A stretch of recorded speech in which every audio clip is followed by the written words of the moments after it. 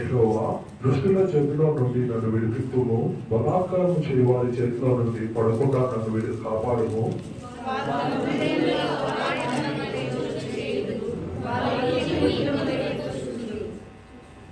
పాము నాలుక వలె వారు తమ నాలుక వారి చేయుదురు, వారి పెదవుల కింద సత్వము విషయమై ఉన్నది.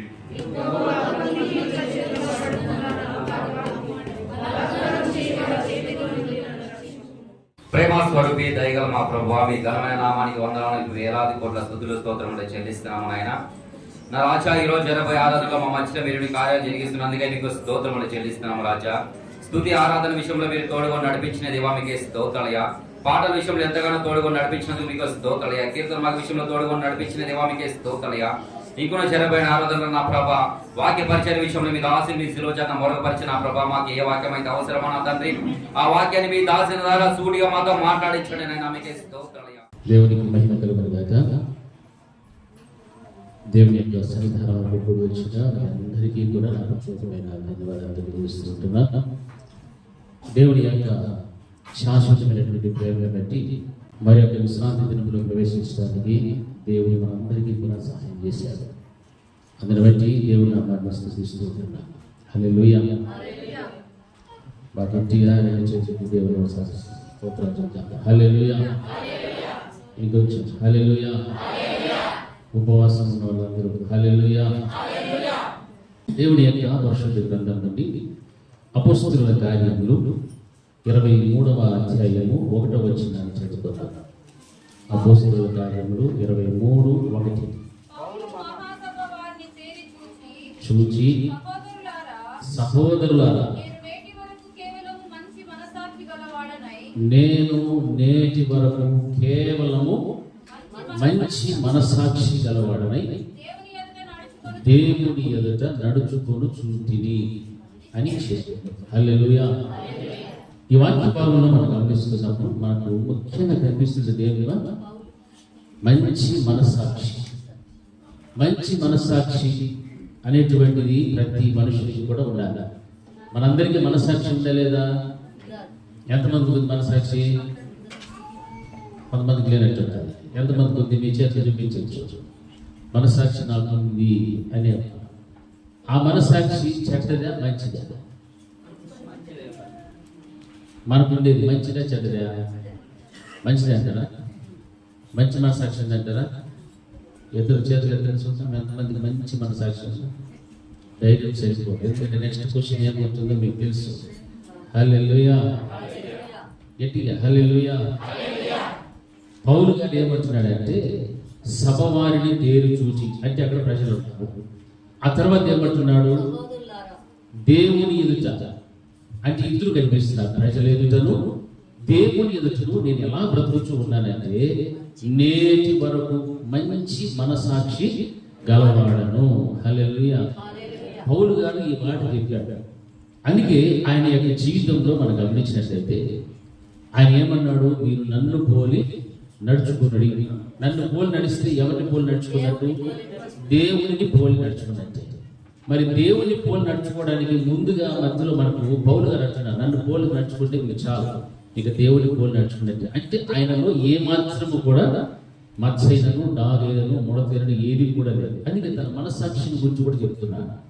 బాహ్య ప్రపంచానికి కనబడినటువంటి మనస్సాక్షి.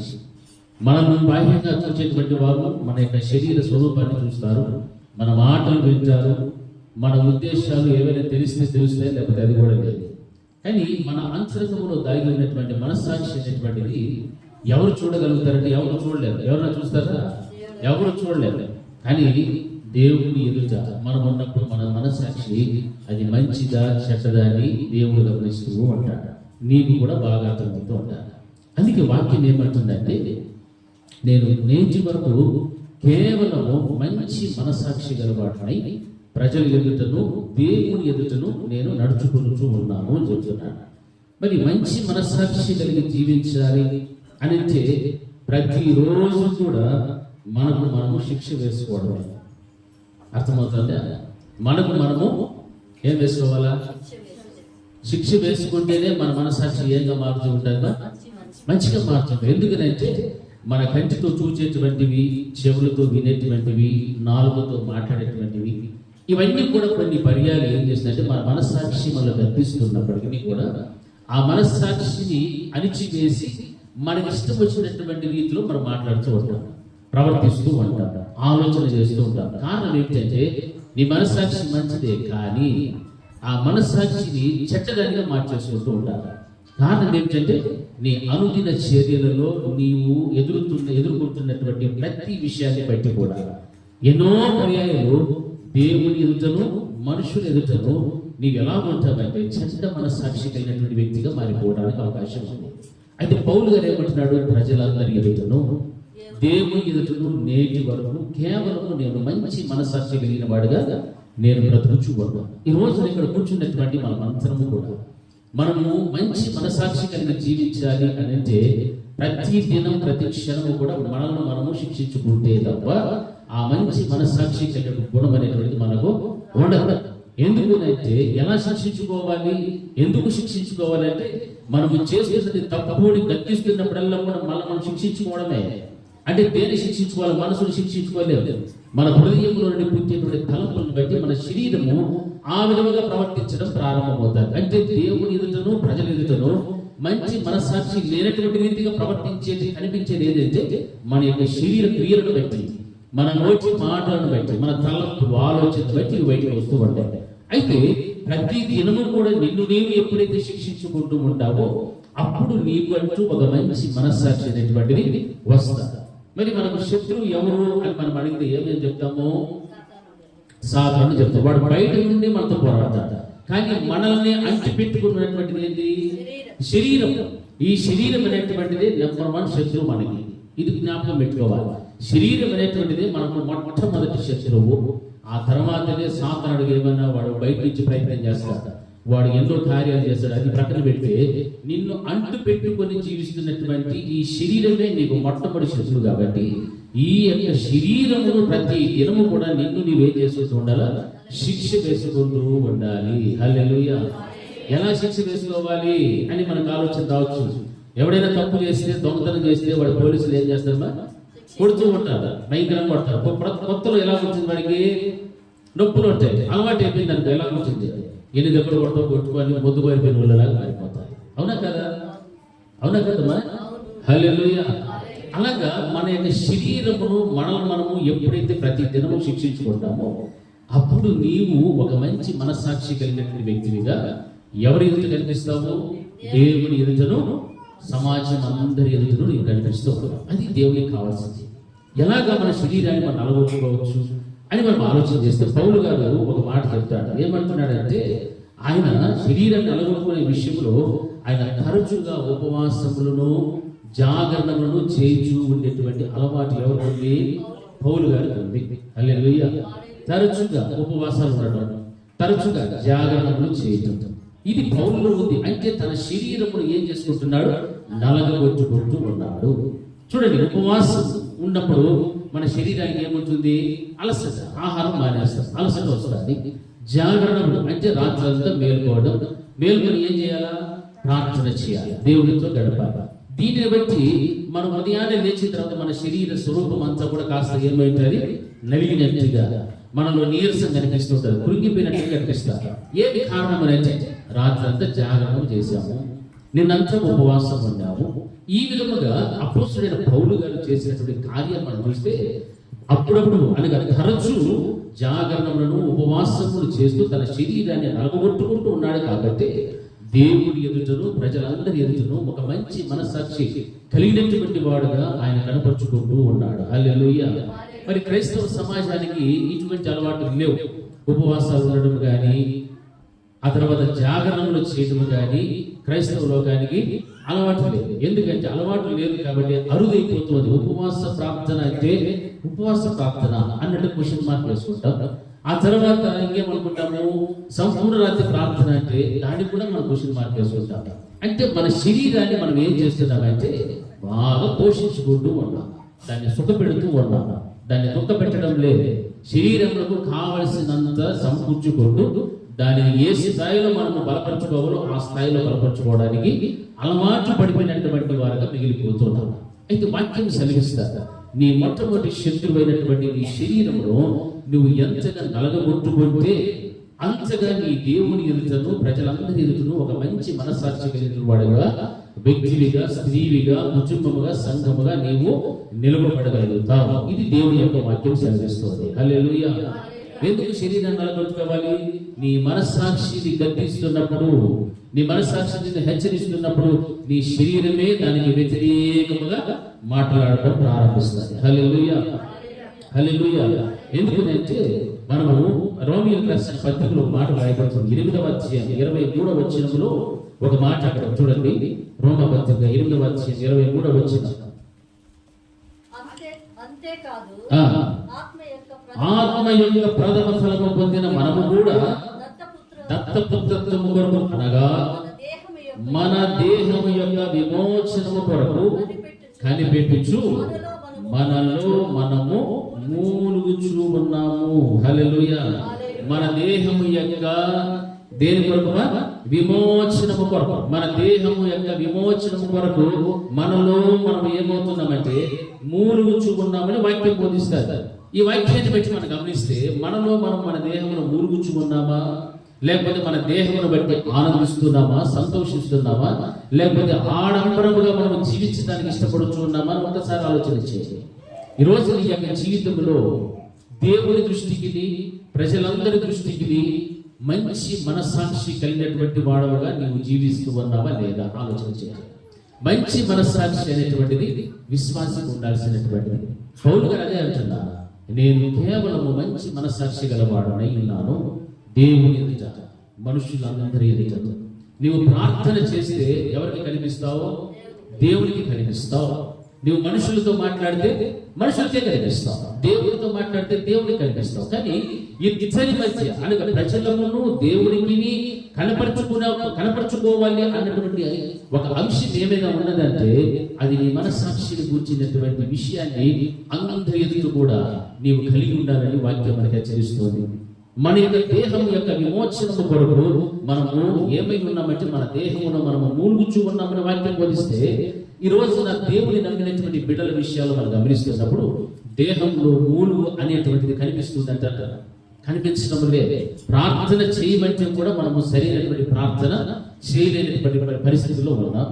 ఎవరి గురించి భారముగా ప్రార్థించండి అంటే భారముగా ప్రార్థన చేయలేని పరిస్థితిలో ఉన్నాం. ఉపవాసం నుండి ప్రార్థించాలి అంటే ప్రార్థించలేని స్థితిలో ఉన్నాము. రాత్రంతా కూడా ప్రార్థన చేయండి, భక్తులు ప్రార్థన చేశారు. ఆ విధంగా మనం కూడా చేసి మనకున్నటువంటి సమస్యల నుండి, శోధనల నుండి, వ్యాధి బాధల నుండి పరిపూర్ణమైన విడుదల పొందుకోవడానికి ప్రయాసపడతామంటే దానికి కూడా ఎవరు అనుమతించడం లేదు, దానికి కూడా ఎవరు ఆసక్తి చూపించడం లేదు. కారణం ఏమిటంటే శరీరం యొక్క క్రియలను బట్టి వారు శరీరానుసారంగా జీవించడానికి ఇష్టపడుతూ జీవిస్తున్నారు కాబట్టి. హల్లెలూయా, హల్లెలూయా. ఎందుకంటే గలతీయులకు రాసిన పత్రిక 5వ అధ్యాయం 17వ వచనములో ఒక మాట రాయబడింది. చదవండి ఒకసారి. గలతీయులకు రాసిన పత్రిక 5వ అధ్యాయం 17వ వచనం. శరీరము ఆత్మకును, ఆత్మ శరీరమునకును విరోధముగా అపేక్షించును.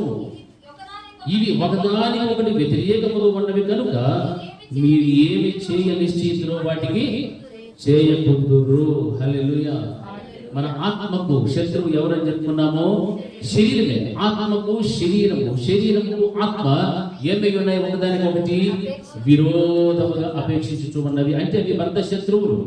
ఆత్మ సిద్ధమే, శరీరము బలహీనమని వాక్యం బోధిస్తారు. నీ ఆత్మ ఎప్పుడు కూడా సిద్ధంగానే ఉంటుంది, కానీ నీ శరీరం మాత్రం ఎప్పుడు బలహీనంగానే కనిపిస్తూ ఉంటాడు. ఆ బలహీనమైనటువంటి ఆ శరీరమును అనుసరించి నీవు నడుస్తున్నావు తప్ప నీ బలమైనటువంటి ఆత్మకు విధేయత చూపెట్టి ఆత్మానుసరంగా జీవించాల్సినటువంటి జీవితంలో నీ యొక్క అడుగు ముందుకు వేయడం లేదు. అందుకే వాక్యం బోధిస్తుంది. ఏమంటున్నాడంటే మన దేహం యొక్క విమోచనము కొరకు కనిపెట్టుచూ ఉండాలి మనం. అది వాక్యం. అయితే మన యొక్క దేహంలో మనం మూలుగుచూ ఉన్నామా, మొరపెట్టుతూ ఉన్నామా, ప్రార్థన చేస్తున్నామా, నలగొట్టుకుంటూ ఉన్నామా, ఉపవాసములతో జాగరణలతో నీవు ఎప్పుడైనా దేవుని యొక్క సన్నిధానంలో గడిపినటువంటి ఆ యొక్క దాఖలాలు ఏమైనా కనిపిస్తున్నాయా? పౌలు గారు అంటారు, నేను కేవలం మంచి మనస్సాక్షి కలిగిన వాడను. ఎందుకంటే తను శరీరమును ఏం చేసుకుంటున్నాడు? నలగొట్టుకుంటున్నాడు. జాగరణల చేతను, ఉపవాసముల చేతను. ఈ రోజున క్రైస్తవ సమాజంలో ఉపవాసములు కనపడవు, జాగరణములు కనపడవు. ఎలాగ శరీరం నలగొచ్చుకోవాలి? నలగొచ్చుకోలేకపోతున్నారు. కనీసం మనకు అవకాశం ఉన్నప్పుడైనా మన శరీరాన్ని మనం ఏం చేసుకోవాలా? నలగొచ్చుకోవాలి. అలాగనేసి పెద్ద పెద్ద దొరికట్లు ఎత్తుకొని కొట్టుకోవద్దు. నలగొట్టుకోవడం అంటే ఉపవాసంలో ఉన్న శరీరాన్ని శ్రమ పెట్టుకోవడం, ఆ తర్వాత జాగరణలు, నిద్ర మేలుకోవడం, రాత్రంతా దేవునితో గడపడం. దీనిని బట్టి నీ శరీరాన్ని నువ్వేం చేసుకుంటావు? నలగొట్టుకునేటువంటి స్థాయిలోకి నీవు వస్తావు. హల్లెలూయా, హల్లెలూయా. ఇది నీకు అవసరం అంటావా? కాదంటావా? అవసరం. ఎందుకంటే మనం ఏ దినాలలో బ్రతుకుతున్నాం తెలుసా? కడవరి దినాలలో బ్రతుకుతున్నాం. ఇంకా మనలో శరీరమునే జయించలేనటువంటి స్థితిలో ఉంటే, జయించలేకపోవడానికి కారణం ఏంటంటే దాన్ని నువ్వు సుఖపెడుతున్నావు, హాయిగా జీవిస్తున్నావు, శరీరం బట్టి అతిశయిస్తున్నావు, శరీరం బట్టి గర్విస్తూ ఉన్నావు. నీ యొక్క శరీర సౌందర్యం బట్టి ఎంతగానో మనుషుల ఎదుట అనేక రీతిలుగా నీ యొక్క ప్రవర్తన దుష్ట ప్రవర్తనగా మార్చుకుంటున్నావు. కారణము నీవు ఆత్మానుసారంగా జీవించడం లేకపోవడం కారణమే. అందుకే ఆత్మకు శరీరములకు వ్యతిరేకంగా ఒకదానికొకటి అపేక్షించుకుంటున్నాయి. కాబట్టి మీ యొక్క దేహం యొక్క విమోచన కొరకు మీ దేహంలో మీరు ఏమి చేయాలి అంటే మూలగడం ప్రారంభించాలి. హల్లెలూయా.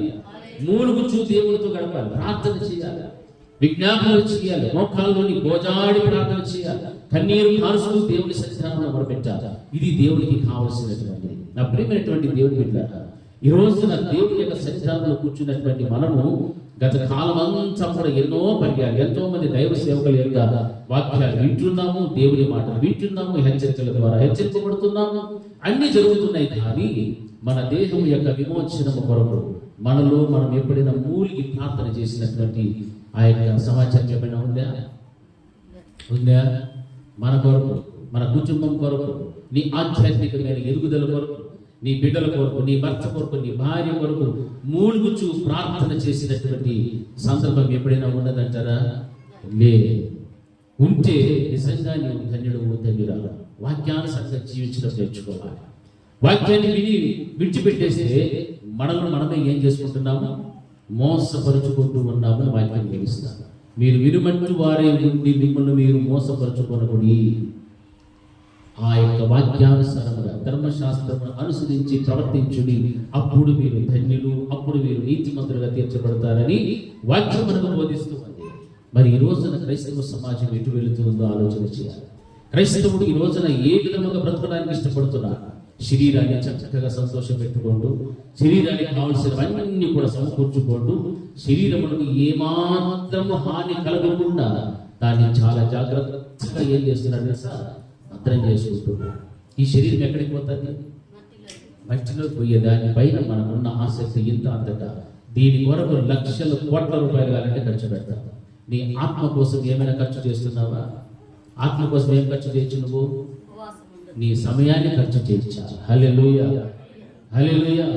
నీ ఆత్మ బలపడడం కోసం, నీ ఆత్మకు బలం రావాలి, ఉన్నతమైన స్థితిని కావాలి అంటే నీ సమయాన్ని దేవునికి ఉపవాసములతో గడుపు, జాగరణములతో గడుపు. అదే నీవు నీ దేహంలో మూలుగుచ్చు, నీ శరీరాన్ని నలగొట్టుకుంటుంటే దేవుడు నీకు ఒక మంచి మనస్సాక్షిని దేవుడు ఇవ్వగలుగుతాడు. హల్లెలూయా, హల్లెలూయా. ఎందుకంటే మంచి మనస్సాక్షి ఎలా వస్తుందంటే నజరేయుడైన యేసుక్రీస్తు ప్రభువు యొక్క రక్తము ద్వారా కడుగుబడినటువంటి వ్యక్తివి నీవైతేనే నీ జీవితంలో నీకు అంటూ ఒక మంచి మనస్సాక్షి ఉండాలి. అంతేకాదు కానీ వాత వేయబడినటువంటి మనస్సాక్షి నీకు ఉండాలి. వాత వేయబడిన మనస్సాక్షి ఉండాలి. నజరేయుడైన యేసుక్రీస్తు ప్రభువు యొక్క రక్తము ద్వారా కడగబడినటువంటి మనస్సాక్షి నీకు ఉంటే అప్పుడు దేవుని ఎదుటను ప్రజలందరి ఎదుటను నీవు ధైర్యంగా చెప్పుకోగలుగుతావు. నేను నా దేవుని ఎదుటను ప్రజలందరి ఎదుటను మంచి మనస్సాక్షి కలిగినటువంటి దానను, మంచి మనస్సాక్షి కలిగిన వాడను నేను చెప్పుకుంటాను. మరి ఈ రోజున అటువంటి ధైర్య సాహసం నువ్వు చేయలేకపోతున్నావంటే క్రీస్తు ప్రభువు వారి యొక్క రక్తము ద్వారా నీవు ఇంకా కడగబడలేదు. అంతేకాదు కానీ ఆ యొక్క వాత వేయబడినటువంటి మనస్సాక్షి ఇంకా నీకు రాలేదు. ఎన్ని పర్యాలు దేవుడు నిన్ను ప్రేమిస్తున్నాడు, ఎన్నో పర్యాలు దేవుడు నిన్ను కనికరించి చూపెడతాడు. కానీ మనస్సాక్షి మంచిగా కనపడకపోతే దేవుడు నిన్ను బట్టి, నీ కుటుంబాన్ని బట్టి సంతోషించాలి. ఈ రోజున ఆ స్థాయిలో నువ్వు ఉన్నావా లేదా అని ఆలోచన చేయాలి. ఒకవేళ నీకు మంచి మనస్సాక్షి ఉంటే నువ్వేం చేస్తావు తెలుసా?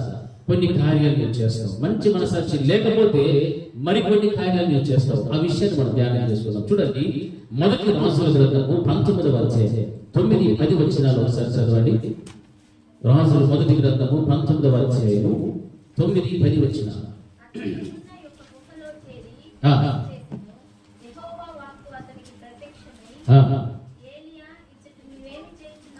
ఏలియా ఇచ్చట నీవు ఏమి చేయించు ఉన్నావని అడుగగా,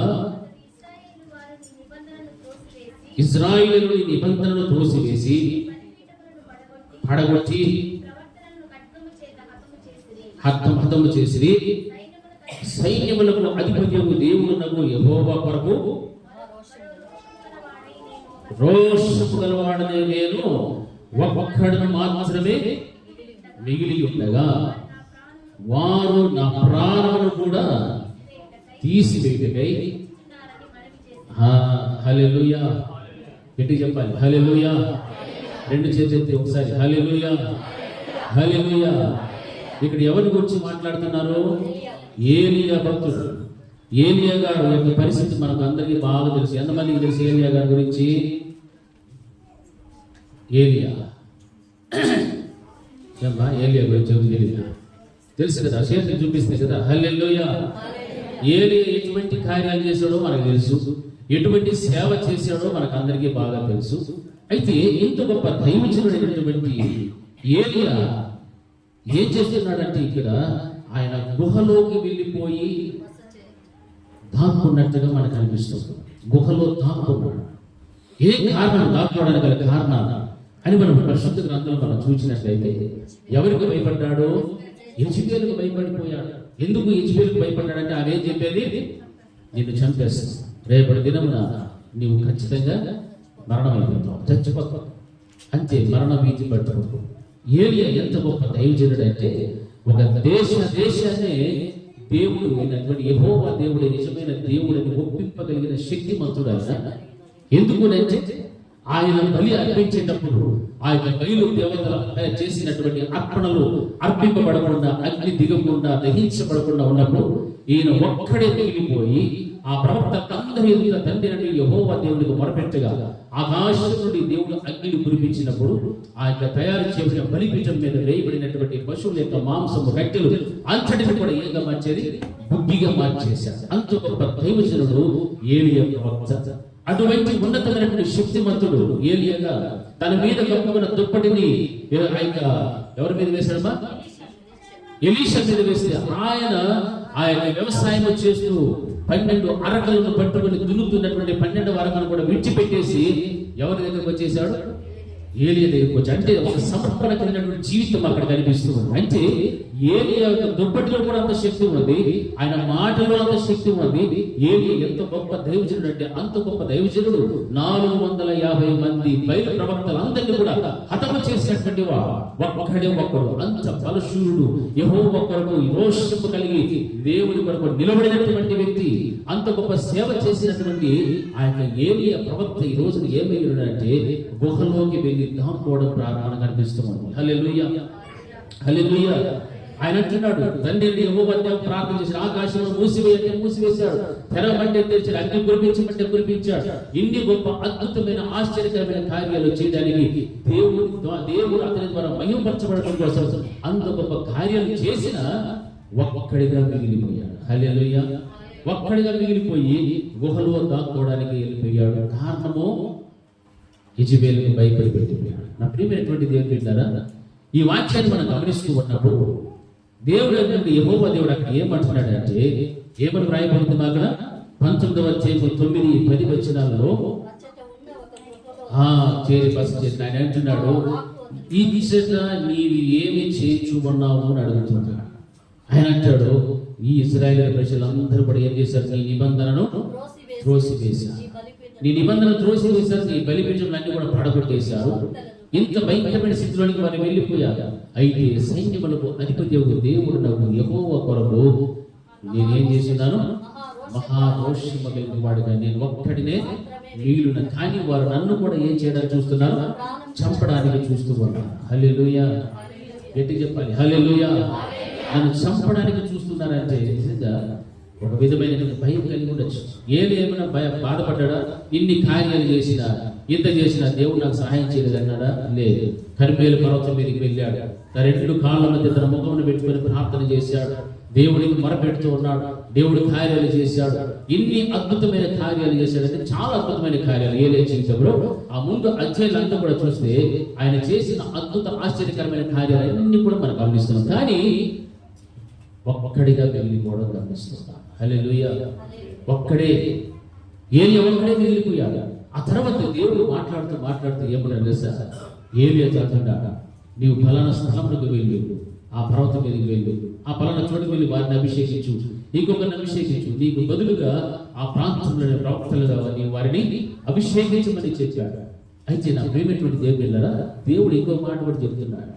ఏమిటంటే సార్, నీ వంటి రోషము కలిగినటువంటి వారు ఇంకను 7,000 మంది ఆ యొక్క ప్రాంతంలో ఉన్నారు. హల్లెలూయా. ఎట్టి చెప్పాలి? హల్లెలూయా. ఎంతమంది ఉన్నారు? 7,000 మంది ఉన్నారు. 7,000 మంది ఉన్నారు. నీవు అలాంటి రోషము కలిగినటువంటి వారు ఉన్నారు చాలా మంది. 7,000 మంది అంటే అయితే ఈయన ఒక్కడు మాత్రమే మహారోషము కలిగి సైన్యములకు అధిపతి దేవుని యొక్క పక్షమున యుద్ధము చేయడానికి ఒక్కడిగా అడుగు వేసినటువంటి వాడు ఎవరునంటే ఏలియా ప్రవక్త ఒక్కడే. హల్లెలూయా. ఆ బయలు ప్రవక్తలందరినీ కూడా సంహరించాడు. ఎంతమందిని సంహరించాడు? 450 మందిని సంహరించాడు. అయితే దేవుడు అడిగిన 7,000 మంది ఉన్నారు. ఏ ప్రయోజనం? 7,000 మంది రోషం కలిగిన వారే. అలాగని వారిని అన్యులుగా మనం ఏమైనా వారిని విసర్జించాలా, తృణీకరించాలా, లేకపోతే అసహించుకోవాలా? లేదు. కానీ వారికి ఏమి లేదు తెలుసా? మంచి మనస్సాక్షి అనేటువంటిది లేదు. హల్లెలూయా. గట్టి చెప్పాలి. హల్లెలూయా. ఆ మిగిలిన 7,000 మందికి ఏమి లేదంటే మంచి మనస్సాక్షి. ఏలియా జీవితంలో ఆయనకు మంచి మనస్సాక్షి ఉంది కాబట్టి యెహోవా యొక్క యుద్ధమును చేయడానికి ఆయన వాళ్ళందరికంటే ముందుకు ఒక అడుగు వేసి 450 మందిని సంహరించడానికి పరుగు తీసుకుంటూ వెళ్ళాడు. కనీసం 449 వాడిని చంపేటప్పుడు ఒక్కడన్నా వచ్చాడా? ఎవరైనా వచ్చారు ఏలియాతో పాటు? ఎవరు రాలా. నేను వస్తా, నేను ఒక్కడైనా చంపుతాను వచ్చాడు. ఎవరు రాలా. 450 మందిని ఆయనే చంపేశాడు. అంతమందిని సంహరించడానికి దేవుని యొక్క యుద్ధములు చేయడానికి మొట్టమొదటి అడుగు వేసిన వాడు ఏలియా ప్రవక్త ఒక్కడే. హల్లెలూయా. ఆయన కర్మేలు పర్వతం మీద ప్రార్థన చేస్తూ ఉన్నప్పుడు అనగా బయలు ప్రవక్తలకు వ్యతిరేకముగా అనగా సజీవుడైన దేవుడు నా దేవుడే నిజమైన దేవుడు అని నిరూపించడానికి కర్మేలు పర్వతం మీద మోకాళ్ళలోని తన ముఖమును 2 కాళ్ళ మధ్య ఉంచి ప్రార్థన చేస్తున్నప్పుడు ఆయనతో కూడా వీళ్ళు ఎవరైనా ప్రార్థన చేశారా? లే. ఆయన ఇంత విషయాన్ని సాధించిన తర్వాత కూడా కనీసం ఆయనతో పాటు ఉండి ఆయనకు సహకరించిన వాళ్ళు ఎవరైనా ఉన్నారా? లే. కనీసం ఇంత అలసిపోయినటువంటి వాడికి గ్లాసులు మంచి నీళ్లు కూడా ఇచ్చిన వాడు ఎవడు కూడా లేదు. కానీ ఎక్కడికి వచ్చేసాడు? గుహ దగ్గరికి వచ్చేసాడు. ఒక్కడిగా మిగిలిపోయాడు. కారణం ఏమిటంటే ప్రేమేటువంటి దేవుళ్ళ ఆ 7,000 మంది రోషము కలిగినటువంటి ప్రవక్తలు ఉండినా వారిలో ఏమి లేదు? మంచి మనసాక్షి లేదు. హల్లెలూయా. హల్లెలూయా. ఏమి లేదు వాళ్ళకు? మంచి మనసాక్షి లేదు. ఇంత గొప్ప కార్యాలు చేసి ఇంత గొప్ప సేవ చేసినటువంటి ఆ దేవుడు ఆయన ఏలియాను కూర్చున్నటువంటి చింతే వారికి లేదు మంచి మనస్సాక్షి. అందుకే పౌలు అంటున్నాడు, నేను ప్రజల ఎదుటను దేవుని ఎదుటను కేవలం మంచి మనస్సాక్షి గలవాడను అని చెప్తున్నాడు. ఈయన తన శరీరాన్ని గురించి ఏ మాత్రము చింతించలేదు, భయపడలేదు. వేరే విషయాన్ని సంపాదించడానికి వెళ్ళాడు, యుద్ధ భూములకు వెళ్ళాడు, అందరినీ సంహరించాడు. వారి ప్రజలు అందరి ఎదుట ఆ యొక్క బలిపీఠం మీద బలి పశువులను, కట్టెలను, రాళ్ళను సైతం బుద్ధిపాలు చేసేటట్లుగా తండ్రిని యెహోవా దేవుడు అగ్ని కురిపించినట్లుగా మనం గమనిస్తున్నాం.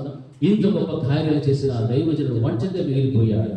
ఈ రోజున క్రైస్తవ సమాజంలో కూడా దైవజనుడు దేవుని యొక్క యుద్ధములు చేయడం ప్రారంభించినప్పుడు, దేవుని కొరకు ప్రార్థనలు చేస్తున్నప్పుడు, సంఘం కొరకు ప్రార్థనలు చేస్తున్నప్పుడు, వారు చేసే ప్రతి కార్యములో కూడా సంఘంలో ఉన్నటువంటి ప్రతి విశ్వాసి కూడా దైవజనుడికి గనక సహకరిస్తే వారికి ఏ మనసాక్షి ఉన్నట్లు?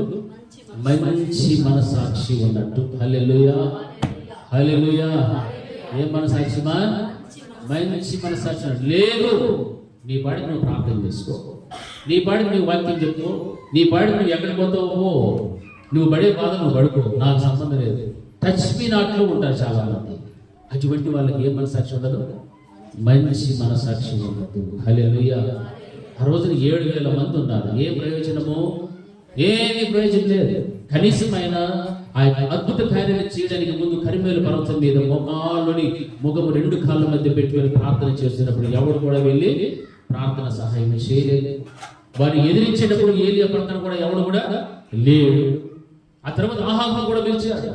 ఆహాబు రాజు రమ్మన్నాడు, పిలిచాడు. ఆహాబు దగ్గరికి రాజు అయినా ఆయన ఎందుకు ఎవరైనా వెళ్ళాలి అంటే ఏం తీసుకోవాలా? పర్మిషన్ తీసుకోవాలి కాదు. అయితే ఏలి అన్నాడు, నేను ఇక్కడ ఉన్నానని వెళ్ళి ఆహాబుతో చెప్పిరా అన్నాడు. అంటే దేవుని యొక్క ప్రవక్త అంటే ఎంత గొప్పవాడో, శక్తిమంతుడో మనకు అర్థమవుతుంది. ఉపత్యాగం చెప్తున్నాడు, వెళ్ళి తీసుకురంటే నేను వెళ్ళను. వెళితే ఆయన ఏం చేస్తాడు? నన్ను చంపేస్తాడు. ఎందుకంటే నువ్వు ఆయన పిలుచుకొని ఇక్కడ వచ్చాననుకో, నువ్వు ఇక్కడ ఉండవు. దేవుని ఆత్మ చేత కొనిపోబడి ఇంకో స్థలానికి నువ్వు వెళ్ళిపోతావు. అప్పుడు నన్ను రాజు ఏం చేస్తాడు? చంపేస్తాడు. ఆ భయం నాకు ఉంది కాబట్టి నేను వెళ్ళను. అంటే ఏది అంటే ఎటువంటి వాడు అంటే దేవుని యొక్క ఆత్మ చేత నడిపింపబడేటువంటి గొప్ప దైవజనుడు మనం జ్ఞాపకం తెచ్చుకోవాలి. దేవుని యొక్క ఆత్మ చేత నడిపింపబడుతున్న ఏలియా ఇంత గొప్ప పేరు ప్రఖ్యాతిగాంచిన దైవజనుడు ఉన్నప్పటికీ కూడా అతనితో సహకరించినటువంటి వాళ్ళు ఎంతమంది ఉన్నారు? 7,000 మంది ఉన్నారు. హల్లెలూయా. మంచి మనసాక్షి లేనటువంటి వాళ్ళందరూ కూడా ఈ రోజున సంఘాలలో కూడా కాపరికి సహకరించకపోయినా, సహ విశ్వాసాల కుటుంబాలలో కూడా యుద్ధములు, పోరాటములు జరుగుతూ ఉన్నాయి. ఎన్నో సమస్యలు, ఇబ్బందులతో, అనారోగ్య బాధలతో వారు పోరాడుతూ ఉన్నారు. బలహీనపడిపోయినటువంటి వారి కోసం వారు ఎంతగానో వేదన పడుతున్నారు. వారి కొరకు కూడా ప్రతి వారు ఏం చేయాలి? వారితో పాటు యుద్ధము చేయడానికి, వారితో కలిసి పోరాడటానికి ప్రయాసపడాలి. అప్పుడే నీకంటూ ఒక మంచి మనస్సాక్షి నీకు ఉంచాలి. హల్లెలూయా. ఎవరైనా బాగలేదు, మా ఇంట్లో పరిస్థితులు బాగలేదు, మా ఇంట్లో ఈరోజు ఉపవాస ప్రార్థన పెడతామని అంటే ఎంతమంది కూడుకుంటున్నారు తెలుసా మీకు? వచ్చే వారికి మాత్రమే తెలుసు, నేను చెప్పను. మంచి మనసాక్షి ఉంటే, ఏ మనసాక్షి? మంచి మనసాక్షి మనకు ఉంటే సంఘమంతా కూడా కలిసి ఆ కుటుంబంతో పాటు పోరాడటానికి మనం అడుగు వేస్తాం. హల్లెలూయా, హల్లెలూయా. సంఘమంతా కూడా కలిసి ఆ కుటుంబం కోసం పోరాడతాం, ఆ కుటుంబం కోసం ప్రయాసపడతాం.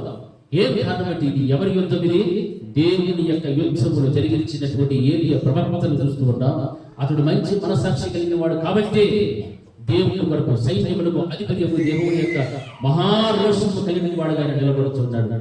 ఈరోజు నీకు రోషం ఉందా? దేవుని విషయంలో రోషం కలిగి జీవించడం నేర్చుకోవాలి.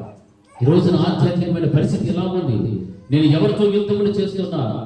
సాతానుడితోనా, మనుషులతోనా, నా శరీరముతోనా, దేనితో యుద్ధము చేసి నేను దేవుని కొరకు మహారోషము కలిగిన వాడుగా నిలబడి దేవుని ఎదుట ప్రజలందరి ఎదుట మంచి మనసాక్షి కలిగిన వాడుగా బ్రతుకుచున్నాను అని మనల్ని మనం ప్రశ్న చేసుకోవాలి. హల్లెలూయా. ఎటు చెప్పాలి? హల్లెలూయా. ఇంకా గట్టి హల్లెలూయా. మనమందరం కూడా మందిరానికి వచ్చి వాక్యం విని వెళ్ళిపోవడమే కాదు, మన మనస్సాక్షిని కూడా మనం ఆలోచన చేయాలి. నీకు మంచి మనస్సాక్షి ఉండాలి అంటే ప్రతిరోజు కూడా నీ శరీరమును నీవు ఏం చేసుకోవాలా? శిక్షించుకోవాలి. హల్లెలూయా. ప్రతిరోజు శిక్షించుకుంటే తప్ప నీకు మంచి మనసాక్షి రా. క్రీస్తు ప్రభువు వారి యొక్క రక్తముతో కడగబడిన మనసాక్షి నీకు ఉండదు. వాత వేయబడినటువంటి మనసాక్షి నీకు ఉండదు. మనం అనుకోవచ్చు, నాకు మంచి మనసాక్షి ఉంది, నాకు భలే ప్రేమ, నాకు భలే జాలి, నాకు భలే అది ఇది అనుకోవచ్చు. కానీ సమయ సందర్భం అనేది వచ్చినప్పుడు నీ మనసాక్షి నీవు తప్పు చేయడానికి అడుగు వేసినప్పుడు గర్తిస్తాను. నీవు చేస్తున్నది తప్పు, జాగ్రత్త. నీ సేవకులతో నీవు సహకరించడం లేదు, నీ సేవకుని ప్రార్థనతో నీవు సహకరించడం లేదు, ఆయన ఆలోచన ప్రకారంగా నువ్వు వెళ్ళటం లేదు, లేకపోతే సంఘంలో నీవు ఇలాంటి కార్యాలు చేస్తున్నావు, సంఘ సేవ కొరకు నీవు చేయడం లేదు. ఎన్నిసార్లు గద్దించినప్పుడు నీవు సహకరించక నీ శరీరాన్ని ప్రేమిస్తూ ఆత్మను కనుక అణిచివేస్తూ వచ్చావంటే నీ మనస్సాక్షి మంచిది కాదు, చెడ్డ మనస్సాక్షి. హల్లెలూయా. అటువంటి గొప్ప దైవశనుడు దేని కోసం పోరాడుతున్నాడు? దేవుని కొరకు, దేవుని రాజ్యం కొరకు ప్రయాసపడుతున్నాడు. స్వప్రయోజనం చూసుకునేటువంటి వాడు ఏలియా ప్రవక్త. ఈ రోజున దేవుని సేవ చేసేటువంటి సంఘ కాపరులు, దైవజనులు అందరూ కూడా దేవుని కొరకు ప్రయాసపడుతున్నారు. దేవుని యొక్క రాజ్యం కొరకు సప్రయోజనము చూసుకోకుండా దేవుని రాజ్య ప్రయోజనాల కొరకే అనేక మందిని ఆహ్వానిస్తూ వారికి వాక్యమును బోధిస్తూ వారి కొరకు ప్రార్థనలు చేస్తూ ఉపవాసములు త్యాగములు చేస్తూ ఇంత శ్రమపడుతున్నటువంటి ఆ దైవ చరుడు సైతం ఈ రోజున సంఘంలో అనేక మంది విశ్వాసాలు క్షులకనగా చూచేటువంటి గుణము కనిపిస్తుంది. అంటే చెడ్డ మనస్సాక్షి. మనం ఎందుకు చేయాలి? మనం ఎందుకు సపోర్ట్ ఇవ్వాలి? మనం ఎందుకు వారిని అనుసరించాలి? ఈ విధమైనటువంటి ఆలోచన రావాలి. దీనిని బట్టి నీకున్న మనస్సాక్షి ఏదో తెలుసా? చెడ్డ మనస్సాక్షి. మంచి మనస్సాక్షి ఉండదు. మన బ్రతికిది చివరి దినాల్లో ఈ బ్రతుకుతున్నటువంటి దినాల్లో మంచి మనస్సాక్షి కలిగి బ్రతికి చచ్చిపోతే దేవుడు కాస్త కోస్తో మనకి అక్కడ పరలోకంలో సీటు ఇస్తాడు. లేదు, చెడ్డ మనస్సాక్షి కలిగి నువ్వు చచ్చిపోయావు అనుకోండి, ఏమైనా ప్రయోజనం ఉంటుందా? లేదు. నువ్వు పడేటువంటి ప్రయాసం ఎవరి కోసం? దేవుని కొరకు, దేవుని రాజ్యం కొరకు. స్వప్రయోజనం చూసుకోవద్దు. అందరి కోసం నీవు పోరాడు, అందరి కోసం ప్రయాసపడు. ఎంతో మంది కుటుంబాల్లో నెమ్మది లేదు, ఆత్మీయ ఎదుగుదల లేదు. చాలా మంది జీవితాలు ఎంతో మదన పడుతున్నారు, వేదన పడుతున్నారు. వారందరి కోసం నీవు ఒక మంచి మనస్సాక్షి కలిగిన వాడివైతే, మనస్సాక్షి కలిగిన దానివైతే వారితో పాటు కలిసి ఏమవుతావు? పోరాడగలుగుతావు. హల్లెలూయా, హల్లెలూయా. గట్టి చెప్పాలి, హల్లెలూయా. రెండవ విషయాన్ని ఒకటి జ్ఞాపకం చేస్తాను. సంఖ్యాకాండము 32వ అధ్యాయం 6వ వచనం ఒకసారి చదవండి. సంఖ్యాకాండము 32వ అధ్యాయము 6వ వచనం.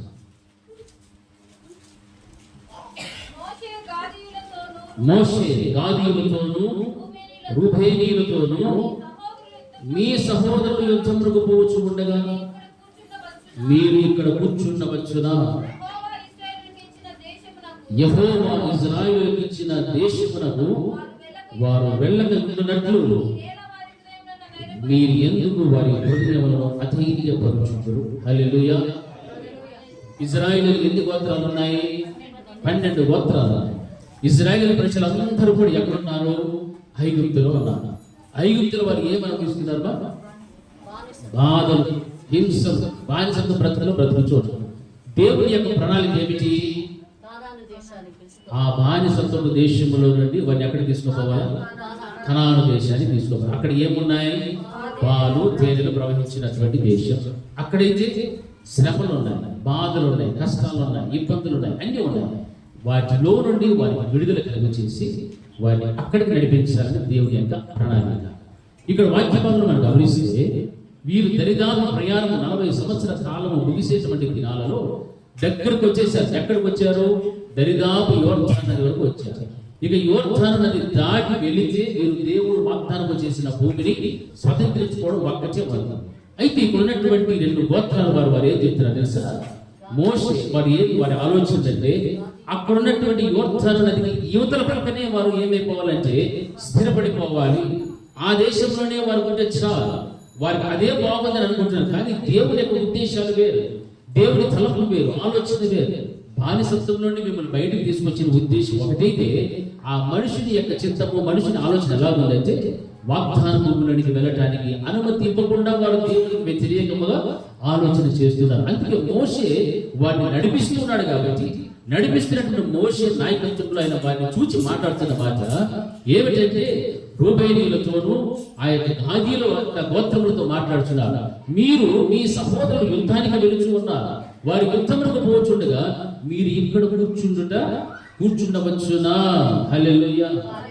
12 గోత్రములు అంటే 12 గోత్రములకు ఏమి ఇచ్చాడు దేవుడు? వాగ్దాన భూమి ఇస్తారని వాగ్దానం చేశాడు. ఇప్పుడు అక్కడ ఉన్నటువంటి వారిపైన యుద్ధం చేయాలి. ఆ యొక్క ఉన్నతమైన దేహము కలిగిన వారు కనాను దేశములో, అది పాలు తేనెలు ప్రవహించినటువంటి దేశము, చక్కని ఫలములు కలిగినటువంటి దేశము, అంత దీవించబడిన ఆశీర్వదించబడిన భూమిని దేవుడు స్వతంత్రించుకోమని చెబితే ఈ 12 గోత్రముల వారు అందరూ కూడా కలిసి వెళ్ళి వారితో యుద్ధము చేసి ఆ పైన విజయం సాధించి ఆ దేశాన్ని ఏం చేసుకోవాలి? స్వాధీనపరచుకోవాలి. ఇది దేవుని యొక్క ప్రణాళిక. అయితే ఇప్పుడున్నటువంటి రూబేనీయులు కానీ గాదీయులు కానీ వారు ఏం చేస్తున్నారు తెలుసా? యోర్దాను నది దాటకుండా, యుద్ధము చేయకుండా మేము ఇక్కడే మాకు కావలసినటువంటి దీనిని కావలసిన అన్ని ఉన్నాయి కాబట్టి మమ్మల్ని ఇక్కడనే విడిచిపెట్టి మమ్మల్ని ఇక్కడే స్థిరపరచు అనేటువంటి మాటలు నా ఏలినవాడా అని సంబోధిస్తూ ఈ మాటలు మాట్లాడుతున్నారు. నా ఏలినవాడా అంటే ఏమని అర్థము? మమ్మలను ఏలుచున్నటువంటి వాడా అంటే మమ్మల్ని పరిపాలించేటువంటి మోషే గారా, మమ్మల్ని దయచేసి ఆ యుద్ధ భూమిలోనికి మాత్రం మమ్మల్ని పిలవచ్చు. వారి ఉద్దేశం ఏంటంటే మేము అసలు యుద్ధానికి రాము. ఆ కనాను దేశంలో వచ్చేటువంటి భూభాగం అంతా కూడా ఆ మిగిలి ఉన్నటువంటి 10 గోత్రాలకు ఇచ్చేసి మేము మాత్రం ఇక్కడే ఉంటాం. హల్లెలూయా. మీరు దేన్ని చూస్తున్నారు సార్? లోకాశ, లోకాభివృద్ధి. వీరికి మందలు ఉన్నాయి. ఆ మందలకు కావలసినంత గడ్డి ఉంది. గడ్డి కోసము మందల కోసమా దేవుడు ఐగుప్తు నుంచి నడిపించింది వాళ్ళను? దేనికోసం నడిపించాడు? పాలు తేనెలు ప్రవహించినటువంటి ఆశీర్వాదకరమైన దీవెనకరమైన భూమిలోనికి వారిని నడిపించాలని దేవుడు నడిపిస్తే వీరు యోర్దాను నదికి యువతలున్నటువంటి ఆ ప్రాంతంలోనే పచ్చగడ్డి బాగుంది, మందలు బాగున్నాయి, ఇక్కడే మేము ఉండిపోతాము. హల్లెలూయా, హల్లెలూయా. క్రైస్తవులు కూడా అలాగే ఉంటారు. ఈ రోజున క్రైస్తవులు కూడా దేవుడు పరలోకాన్ని నడిపించాలని చూస్తారు. ఎక్కడికి దేవుడు ఎక్కడికి నడిపించాలని చూస్తున్నాడు? పరలోకాన్ని. కానీ మనుషులు ఎక్కడికి అయిపోతున్నారు తెలుసా? స్వస్థతలు, ఆశీర్వాదాలు, అద్భుతాలు, ఇంకేమైనా ఊడుకు ఏదేదో ఉంటాయి కదా, అవి ఏమైనా ఉంటే అక్కడ వరకు చాలు. మాకున్న శ్రమలు పోతే చాలు, రోగాలు పోతే చాలు, కష్టాలు పోతే చాలు. పరలోకం మాత్రం మాకు వద్దా కావాలా? వద్దు అనుకునే సమాజం ఈ రోజు. హల్లెలూయా.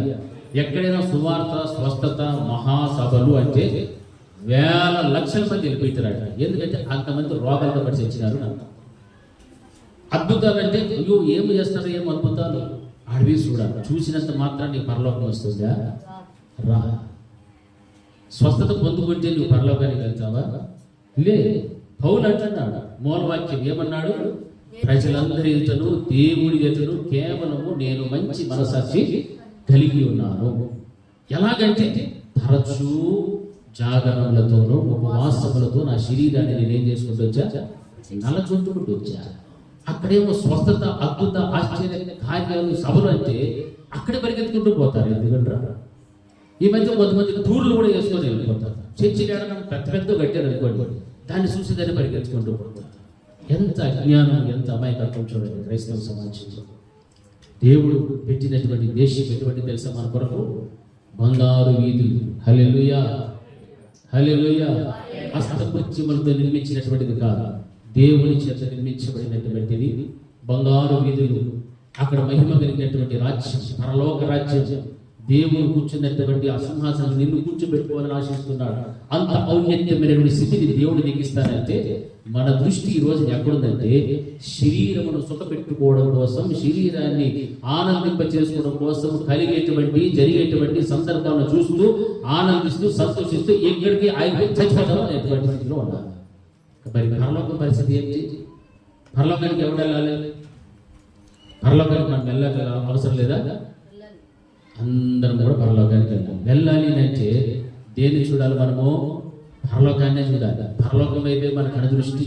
పరలోక రాజ్యంలో ఉన్నటువంటి తండ్రిని యెహోవాను మనం ఎప్పుడు కూడా స్మరించుకుంటూ జ్ఞాపకం తెచ్చుకుంటూ ఆయనకు అనుకూలముగా ఆయన చిత్త ప్రకారముగా జీవించడమే మన జీవిత లక్ష్యంగా ఉండాలి. హల్లెలూయా, గట్టిగా హల్లెలూయా.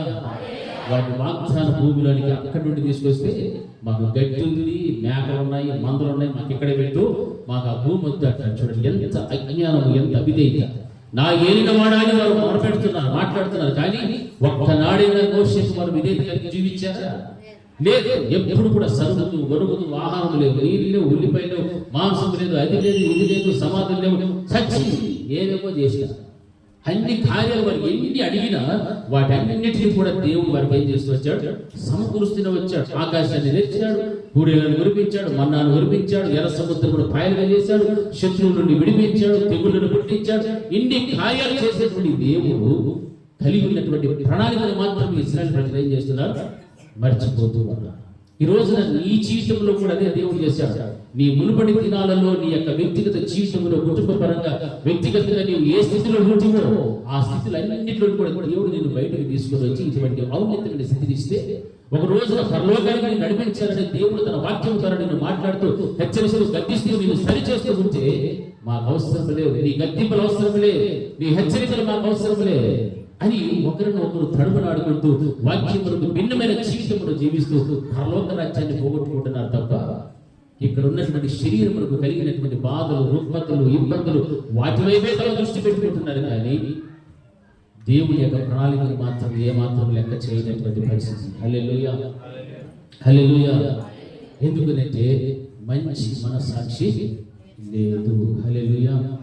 నీకు మంచి మనస్సాక్షి ఉంటే క్రీస్తు ప్రభువు యొక్క రక్తము ద్వారా కడగబడిన మనస్సాక్షి నీకు ఉండాలి. మాత వేయబడిన మనస్సాక్షి నీకు ఉండాలి. అలా ఉంటే నీవు లోకాన్ని చూడవు, నీకున్న అవసరాలు చూడవు, నీకున్న అక్కర్లు చూడవు. నీ ముఖ్య ఉద్దేశము, నీ గురి ఏమిటో దాని వైపే నీ దృష్టి పట్టాలి. హల్లెలూయా. మనందరి గురి ఎక్కడ? పరలోకమే. పరలోకమైతే నీ దృష్టి ఉండాలి. పరలోకాన్ని చూడటం నేర్చుకో. అక్కడే నేను ఉండాలి, నా కుటుంబం ఉండాలి, నా సంఘం ఉండాలి, అందరూ కూడా ఉండాలి. అక్కడ దేవునితో పాటు నిత్యము మహిమ రాజ్యములను స్తుతిస్తూ ఆరాధిస్తూ ఉంటే దానికి మించిన సంతోషము, ఆనందం వేరే ఏదైనా ఉందా? ఏది కూడా లేదు. హల్లెలూయా, హల్లెలూయా. ఆ రీతిగా ఆ యొక్క యుద్ధానికి వెలుచున్నటువంటి మిగిలిన వారందరూ వెళ్ళారు. అయితే మోషే వారిని గద్దిస్తున్నారు. వాళ్ళందరూ, మీ సహోదరులందరూ కూడా యుద్ధానికి వెళ్తే మీరు ఇక్కడ ఎందుకు కూర్చున్నారు? కూర్చుండవచ్చునా? ఈ రోజున యుద్ధానికి వెళుతున్నారు ఎంతో మంది. కానీ యుద్ధానికి వెళ్లకుండా లోకాశ వైపు మనసు పెట్టి, దృష్టి పెట్టి అక్కడే ఆగిపోయిన వాళ్ళు చాలా మంది ఉన్నారు. హల్లెలూయా. దేవుని పని చేయడం కోసం, దేవుని రాజ్య విస్తరణ కోసం యుద్ధం చేయడానికి నీ వంతుగా నీవు ప్రయాసపడు. నీ వంతుగా నీవు అడుగులు ముందుకు వేయి. వాగ్దాన దేశాన్ని స్వతంత్రించుకో. కనాన్ అనేటువంటి పరమ కణాన్ని ఆ యొక్క పరలోక రాజ్యంలో ప్రవేశించడానికి ప్రయాసపడు. నువ్వు ఏ స్థితిలో ఉండినా దేవుడు నేను అక్కడ తీసుకెళ్ళడానికి ఇష్టపడతాడు. అయితే నీ జీవితంలో ఈ మార్పు రెండు కలగాలి, యుద్ధము జరగాలి, ఈ శత్రువుల మీద విజయాన్ని సాధించాలి, సాధనపై విజయం కలగాలి, శరీరం మీద విజయం కలగాలి. ఇవన్నీ కలిగితేనే నీకు దేవుడు ఏమిస్తాడు? ఏమిస్తాడు? చెప్పండి, ఏమిస్తాడు? పరలోక రాజ్యం. మరి వీటి మీద మనకు నిశ్చయం ఉందా? అందుకే అంటున్నాం, నీ సహోదరుల యుద్ధానికి వెళ్తే నువ్వు ఇక్కడ కూర్చుండవచ్చునా? అంతేకాదు, కానీ వెళుతున్నటువంటి వారిని కూడా నువ్వేం చేస్తున్నావు? వెళ్ళకుండా మీరేలా వారి హృదయములను అధైర్యపరుస్తూ ఉన్నారు అంటున్నారు. వారి హృదయాలు బద్దలు చేస్తూ ఉన్నారు. బద్దలు చేసి అధైర్యపరచడం. అయ్యో, ఆ దేశంలో, ఆ కనాన దేశంలో ఎలా ఉన్నవారు? ఉన్నతమైన దేహము కలిగిన వారు, అంటే చాలా బలము కలిగినటువంటి వారు. వారి ఎత్తు, వారి లావు, వారి బలము చాలా ఉన్నతమైనది. మనము వారిని జయించలేము అన్నటువంటి అధైర్యపరిచేటువంటి మాటలు చెప్తున్నారు. ఎవరు? ఈ యొక్క రూబేనీయులు, గాదీయులు. మరి దేవుని వాక్యం సెలవిస్తుంది, ఆ వాగ్దాన భూములకి మీరందరూ వెళ్ళాలి, వారి మీద విజయం సాధించి ఆ దేశాన్ని మీరందరూ కూడా స్వతంత్రించుకోవాలి. హల్లెలూయా, హల్లెలూయా, హల్లెలూయా, హల్లెలూయా. అందుకే ఈ రోజున క్రైస్తవ సమాజం ఎక్కడుందండి? ఎక్కడో అయిపోయింది. ఎక్కడో ఉండాల్సిన సమాజం ఎక్కడో అయిపోయింది. ఏంటంటే వీటి వరకే ఆలోచన చేస్తున్నారు. శరీర ఆశల కొరకు, శరీర కోరికల కొరకు అక్కడే ఆగిపోతున్నారు తప్ప ఆధ్యాత్మికమైన జీవితం పట్ల గురి ఉంటే మంచి మనస్సాక్షి ఉంటారు. భక్తిలో ఎదిగేటువంటి వారిని కూడా కొంతమంది ఆటంకపరిచే వాళ్ళు కూడా ఉంటారు. మంచి ప్రార్థన చేద్దాం, చక్కగా దేవుణ్ణి ఆరాధిస్తాం, చక్కగా దేవుని వాక్యాన్ని విందాం, వాక్యానుసరంగా బ్రతుకుతాం అన్న ఆలోచన కలిగి ఉన్న వారిని సైతం కూడా ఈ రూబేనీయులు, గాదీయులు లాంటి మనస్తత్వం అనగా చెడ్డ మనసాక్షి కలిగి యుద్ధానికి వెళ్ళకుండా వెళ్ళేటువంటి వారిని కూడా అధైర్యపరిచేటువంటి విశ్వాసం కూడా లేకపోలేదు. కారణము వారిలో ఉన్న మనసాక్షి మంచి మనసాక్షి చెడ్డది. హల్లెలూయా. చెడ్డ మనసాక్షి. ఈ రోజున క్రైస్తవ సమాజాన్ని దేవుడు ప్రశ్న చేస్తున్నాడు. నీవు నరుల ఎదుటను నా ఎదుటను మంచి మనసాక్షి కలిగి జీవించడానికి నువ్వు ఏం చేస్తున్నావు? ఏం ప్రయత్నం చేస్తున్నావు? నా కొరకు యుద్ధములు చేస్తున్నావా? పోరాడుతున్నావా? అనేక మంది కొరకు పోరాడుతున్నావా? ప్రయాసపడుతున్నావా? ఉపవాసములు ఉంటున్నావా? త్యాగములు నీవేనా చేస్తూ ఉన్నావా అని దేవుడు నిన్ను ప్రశ్న అడిగితే మన సమాధానం ఏమీ లేదు. సమాధానం లేనటువంటి పరిస్థితిలో ఉన్నావంటే ఎంత దిగజారి పరిస్థితిలో ఉన్నావు ఒక్కసారి ఆలోచించాలి. మనస్సాక్షి అనేది ఒక్కటి మంచిగా ఉంటే వీటన్నిటిలో కూడా నీవు ముందుకు అడుగు వేస్తూనే ఉంటావు. హల్లెలూయా, హల్లెలూయా, హల్లెలూయా, హల్లెలూయా. దేవుడు మన బ్రతకడానికి అన్ని ఇస్తూ ఉన్నాడు. అనుభవించు. దానితో పాటు నీ కొరకు అనేక మంది కొరకు ఏం చేయాలా? యుద్ధములు చేయి, పోరాడు. అంటే నీ దగ్గర ఉన్న ఆస్తి వారికి ఇవ్వమనలేదు, నీ దగ్గర ఉన్న డబ్బులు వారికి ఇచ్చి సహాయం చేయమని చెప్పడం లేదు. నీవు వారితో పాటు కలిసి వారు ఏ యుద్ధ దుర్గులైతే పోరాడుతున్నారో, ఏ ప్రయాసాలు బట్టి పోరాడుతున్నారో ఆ ప్రయాసంలో నీవు కూడా పాల్పొందులు పొంది వారితో పాటు యుద్ధం చెయ్యి. హల్లెలూయా. అప్పుడే వాగ్దాన భూమిలోకి నీవు వెళ్ళడానికి దేవుడు నీకు అనుమతిస్తాడు. ఇది క్రైస్తవ సమాజానికి ఉండాల్సినటువంటి ముఖ్య గుణం. ఏదో మనం నామకార్థకంగా వచ్చి వెళ్ళిపోతే ఒక్క రోజున చాలా చాలా చాలా దుఃఖపడాల్సిన దినాలు, చాలా వేదన చెందాల్సిన దినాలు ఎదురవుతాయి. అప్పుడు మనం సరిచేసేటువంటి వాళ్ళు ఎవరు ఉండరు. మన మనస్సాక్షి గురించి గద్దించే వాళ్ళు ఉండరు. మన భక్తి గురించి, భయం గురించి, పరిశుద్ధత గురించి, నీతి ప్రవర్తన గురించి మాట్లాడేటువంటి వారు, మన ఉపదేశం చేసేటువంటి వారు ఎవరు కూడా ఉండరు. ఈ విషయాలు జ్ఞాపకం పెట్టుకోవాలి. కాబట్టి మంచి మనస్సాక్షి మనకు చాలా అవసరం. మూడవదిగా మనం ఒక మాట చదువుతాం. పరమగీతములు 8వ అధ్యాయము 8వ వచనం ఒకసారి చదవండి. పరమగీతములు 8వ అధ్యాయము 8వ వచనం. కలదు, దానికి ఇంకను వయసు రాలేదు. వివాహ కాలం వచ్చినప్పుడు మేము దాని విషయమై ఏమి చేయుదము. హల్లెలూయా, హల్లెలూయా. రెండు చేతులు ఒకసారి గట్టిగా హల్లెలూయా, హల్లెలూయా. చూడు, ఇక్కడ వాయిబడినటువంటి మాట మనం గమనిస్తున్నప్పుడు, మాకొక చిన్న చెల్లెలు కలదు, దానికి ఇంకను వయసు కాదు. అంటే ఈ మాట మనం వింటున్నప్పుడు మనకి ఏమర్థమవుతుంది? మాకు ఒక చిన్న చెల్లెలు కలదు, దానికి ఇంకా ఏం రాలేదు, వయసు రాదు. అంటే నీకేం వచ్చిందని? నీకు వయసు వచ్చింది. వివాహ కాలం వచ్చినప్పుడు నీ వివాహం చేసుకోవడానికి సిద్ధపడ్డావు. ఈ రోజున సంఘం ఒక ఎదిగింపబడిన సంఘము, ఉన్నతమైన స్థాయిలో ఉన్నటువంటి సంఘము, అభిషేకించబడిన సంఘము, సమర్పణ కలిగినటువంటి జీవితం కలిగినటువంటి సంఘము, దేవుని యొక్క రెండవ రాకడలో ఎత్తబడటానికి తగినటువంటి యోగ్యత, అర్హతలు కలిగినటువంటి సంఘమే. ఆ సంఘము చెబుతున్న మాట ఏంటంటే, మాకు ఇంకా ఒకటి ఉంది. ఎవరది? చిన్న చెల్లెలు ఉంది, దానికి ఇంకా వయసు రాలేదు. హల్లెలూయా. మాకు ఒక చిన్న చెల్లెలు కలదు అంటే, ఈ పెద్దదైనటువంటిది ఏమిగా ఉంది అంటే ఎదిగింది కాదు, అది పరిపక్వతలోనికి వచ్చేది. వివాహ కాలం వచ్చినప్పుడు దానికి ఏ చింత, భయం అనేటువంటిది లేదు నా అర్థం. అవునా? మరి వాక్యం ఏం చెప్తుందంటే, మా చిన్న చెల్లెలు వయసుకు రాలేదు, వివాహ కాలం వచ్చినప్పుడు మేము దాని విషయమే మేము ఏమి చెయ్యాలి, ఎత్తబడేటువంటి సంఘముగా, పరిపూర్ణమైనటువంటి సంఘముగా ఉన్నటువంటి మనము ఏం చేయాలి తెలుసా? ఆ యొక్క చిన్న చెల్లెల కొరకు మనము పోరాటం నేర్చుకోవాలి, ప్రయాసపడాలి. ఆ చిన్న సంఘము కొరకు మనము ప్రయాసపడాలి. నా ప్రియమైనటువంటి దేవుని బిడ్డలు, ఎలా ఉంది చిన్న చెల్లెలకు వయసు రాలేదు. వయసు వస్తే మీకు ఏం చేయొచ్చు? చేయకూడదా? చేయకూడదని ఎవరైనా నిర్ణయం తీసుకొని బీస్టించుకొని కూర్చున్నారా? లేరు కదా. హల్లెలూయా.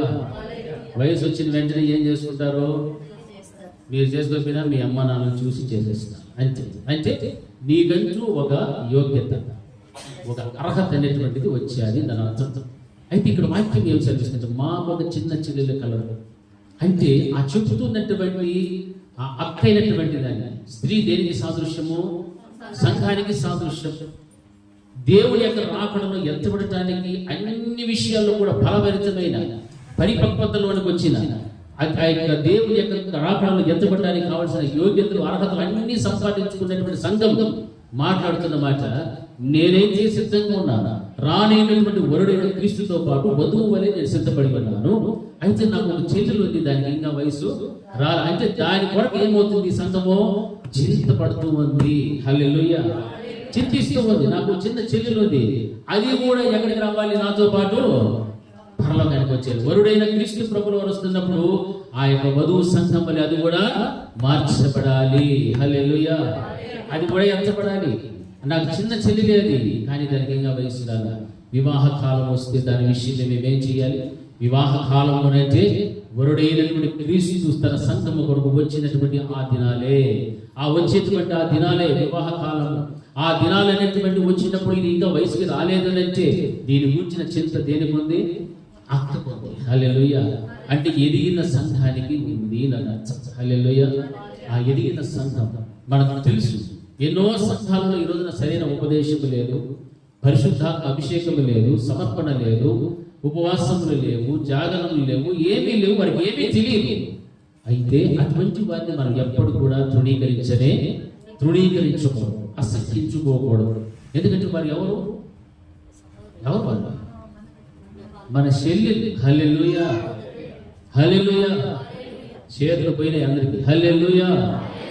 వాళ్ళు ఎవరు? అటువంటి సంఘాలన్నీ కూడా మన చెల్లెళ్ళు, మన తమ్ముళ్ళు అనుకోండి. మీ సొంత చెల్లెలు, మీ తమ్ముడు ఉంటే వాళ్ళు ఏమైనా సరైన జీవితంలో లేకపోతే, క్రమమైన జీవితం లేకపోతే వారి గురించి మీకు చింత ఉంటుందా లేదా? హల్లెలూయా. ఎందుకంటే కింద అంటుంది, అది ప్రాకారము వంటిదైతే మేమేం చేస్తాం తెలుసా? దానిపైన వెండి గోపురం ఒకటి కడతాం. అది కవాటము వంటిదైతే దేవదారు పురాణులు దానికి అడ్డులను కట్టదుము. ఆయన ఎదగలేనటువంటి సత్యం పట్ల ఉన్నటువంటి ఆసక్తి, ఆ చింతన గురించి మాట్లాడుతూ అది ఎదిగిన తర్వాత ఏమంటున్నాడంటే, అది కనుక ఒకవేళ ప్రాకారం వంటిది అయిపోతే దానిపైన మేము వెండి గోపురం ఒకటి కట్టేస్తాం. అంటే దాని వలన కలిగేటువంటి సంతోషమును బట్టి ఆ చిన్న వయసుకు వచ్చేస్తే అది ఎదిగినటువంటిదైతే, ప్రాకారం వంటిదైతే దాని మీద వెండి గోపురాన్ని కడతాము. లేకపోతే అది కవాటము వంటిదైతే దాని మీద దేవదారు ప్రాణుతో దానికి అడ్డులను కట్టుదాము అని చెప్తున్నారు. ప్రియమైనటువంటి దేవుని గారు, ఈ రోజున ఎదిగినటువంటి సంఘములో ఉన్న ప్రతి విశ్వాసి కూడా ఎదగలేని, పరిపక్వతలోనికి రాని, పరిశుద్ధతలోనికి రాని, అభిషేకం లేని, సమర్పణ లేనటువంటి ఆ సంఘములన్నింటినీ కూడా మనం ఏం చేయాలా? బలపరచడం నేర్చుకోవాలి. హల్లెలూయా. మన వంతుగా మనం ప్రార్థన చేయాలి, వారితో కూడా కలిసి మనం పోరాడాలి.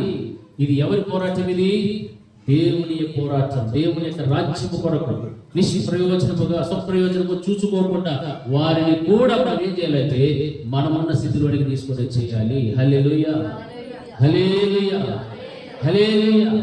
ఎందుకంటే ఇప్పుడు నువ్వు 10వ తరగతి చదువుతున్నావు, నీ శరీరం 5వ తరగతి. నీకున్న జ్ఞానానికి దానికున్న జ్ఞానానికి చాలా వ్యత్యాసం ఉంది. అలాగని దాన్ని వదిలేస్తావా?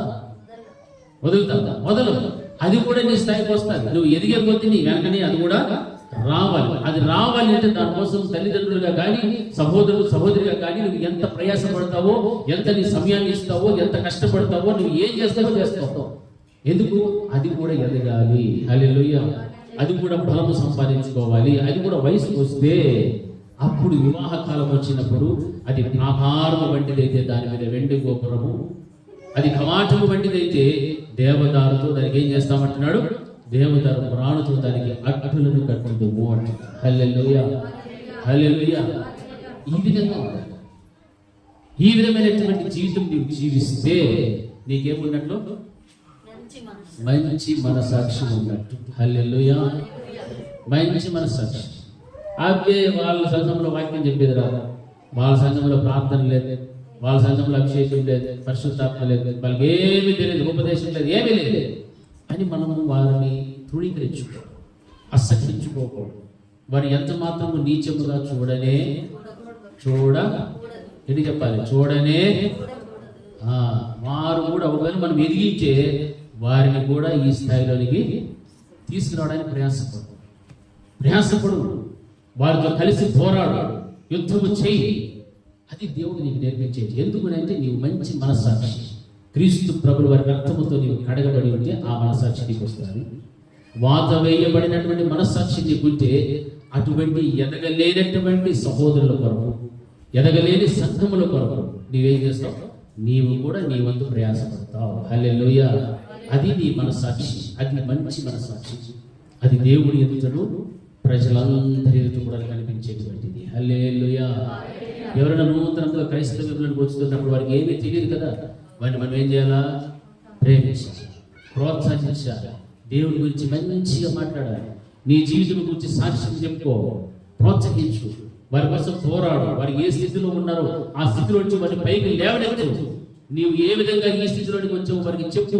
వారికి కావలసినటువంటి దేవుని యొక్క మంచి వాగ్దానాలు, దేవుని యొక్క మాటలు వినిపింపజేసి నీవు కలిగి ఉన్న పరిపక్వతలోనికి వారిని కూడా నడిపించు. అదే దేవుడు నీకు ఇచ్చేటువంటి ఆ యొక్క మంచి అవకాశాన్ని సద్వినియోగం చేసుకుంటే నీకే మనసాక్షి ఉన్నట్లు? మంచి మనసాక్షి. హల్లెలూయా. గట్టిగా హల్లెలూయా, హల్లెలూయా, హల్లెలూయా. ఎదగలేనన్న మాట నిజమే, వాస్తవమే, మనకు తెలుసు. వారు ఎదగలేరు. అయితే మనం ఏం చేయాలి? వారిని ఏం చేయాలమ్మా? సంఘాన్ని కానీ విశ్వాసాలు కానీ మనం ఏం చేయాలా? ప్రోత్సహించాలి. వారి కోసం మనం పోరాడాలి. అందుకే నాకు ఒక చిన్న చెల్లెలు కలదు. హల్లెలూయా. ఎవరో చెల్లెలు కాదు, నీ చెల్లెలే, నీ తమ్ముడే. వాడు ఎదగాలి. వివాహ కాలం వచ్చేస్తూ ఉంది. ఆ వివాహ కాలం వచ్చేటువంటి ఆ సమయంలో ఇంకా ఎదగలేకపోతే, వయసుకు రాకపోతే దాని పరిస్థితి ఎలా ఉంటుంది తెలుసా? చాలా భయంకరంగా ఉంటుంది.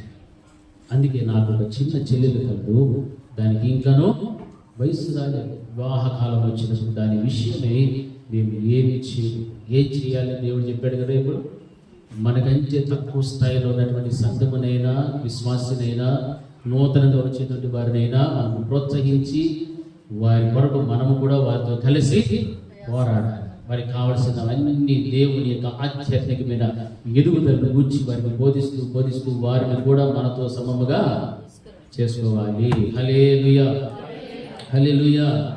ఎందుకు? దానియేలు విషయంలో చూడండి, దానియేలు దేవుని దృష్టికి నిర్దోషి. ఆ నిర్దోషత్వమును బట్టి ఆ యొక్క దేశంలోని అందరినీ కూడా దేవుడు యొక్క దేవుడే నిజమైనటువంటి వాడు, ఆయన లోకరక్షణ శాస్త్రం రాయించాడు, ఆయన ప్రధానమంత్రి చేశాడు. ప్రధానమంత్రి చేసిన వెంటనే ఆయన ఏం చేశాడు తెలుసా? షడ్రక్ మేషక్ అబేద్నెగో వాళ్ళందరినీ కూడా ఏం చేసుకున్నాడు? మంత్రులుగా ఏర్పాటు చేసుకున్నాడు. హల్లెలూయా. చేశాడా లేదా? అంటే ఆయన మాత్రమే వెళ్ళిపోలేదు, తనతో పాటు శ్రమలు అనుభవించిన, తనతో పాటు షడ్రక్ మేషక్ అబేద్నెగోలు కూడా ఎక్కడ వేయబడ్డారు? అగ్ని గంధకాల్లో వేయబడినప్పుడు దేవుడు వారిని కాపాడాడు.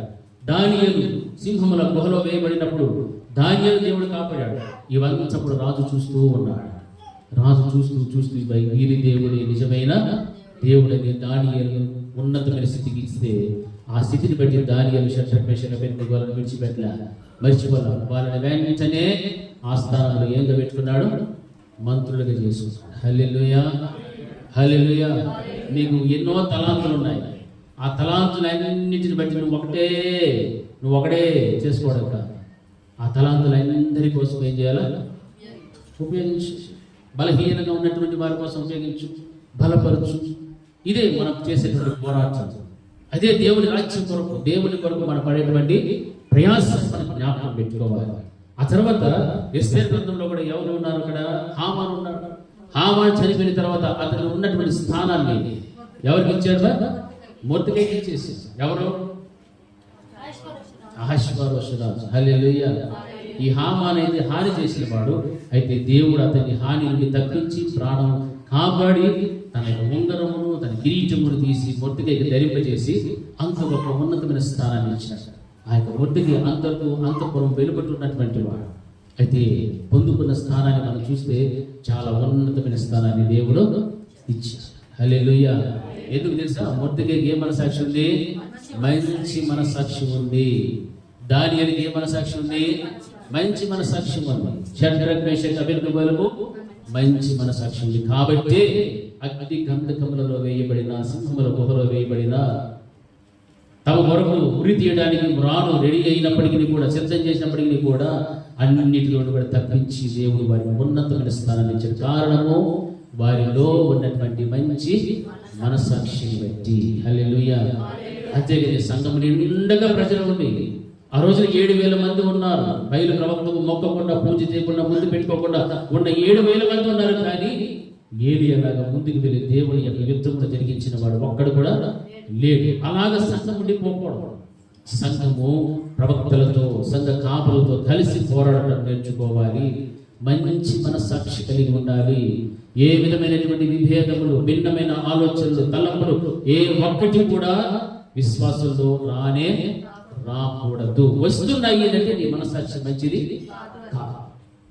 ఇది దేవుడు చెప్పిన మాట. అపోస్తలుడు పౌలు గారు అంటున్నారు, దేవుని ఎదుటను మనుషులందరి ఎదుటను నేను ఎటువంటి వాడను?